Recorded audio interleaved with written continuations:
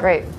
Thank you, Megan. My idea is basically recipient charges email, caveat sender. The problem I'm trying to solve for is too much email, and that's not simply a personal problem. It's a problem for society as a whole.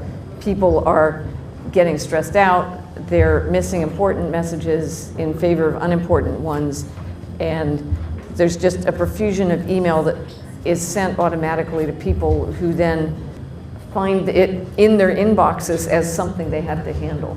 So just as with a lot of other problems, I think the solution is to solve this at the source, not to do the filter your email at the very end. Let's go to the senders and see if we can get them to prioritize what they send by using a pricing mechanism. The sender taking on the risk of figuring out whether the recipient is going to want this message, respond to it, take on the task, whatever. And over time, we're going to find market clearing prices. This is basically a market which previously wasn't working because there was no pricing in it. The science is that yes, the market does work. We provide transparency around the value of the emails because the sender will decide whether it is worth the price that the recipient charges to receive email. And in a sense, it's a counterpoint to TaskRabbit. It lets an individual set a price for inbound tasks that that individual is willing to do. The idea is this is not initially for everyone. It's a service that people with the worst inboxes, whether they are individuals or small businesses or even large businesses, will use the way some people use a pricey paid assistant to go through their email. They can set different rules, they can set different prices, and of course, they can let their friends, their mother, colleagues in their business, or whatever, send mail for free. Being such a user agent, I think, is going to be an exciting business opportunity.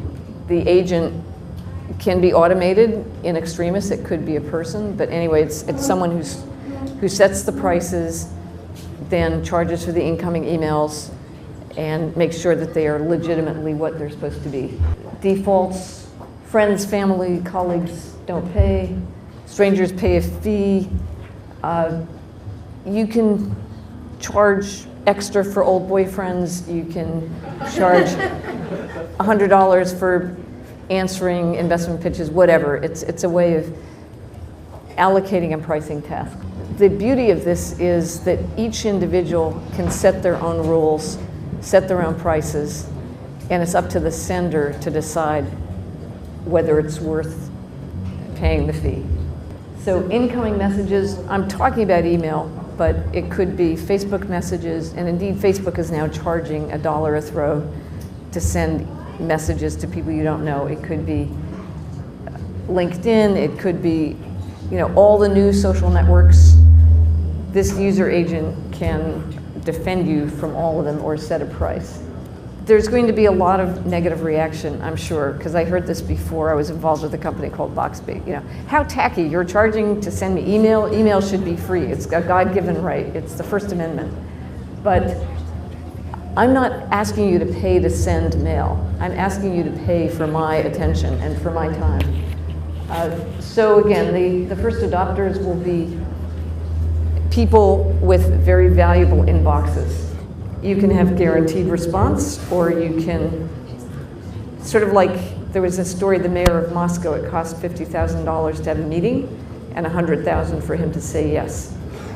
That's an early example of this same business model.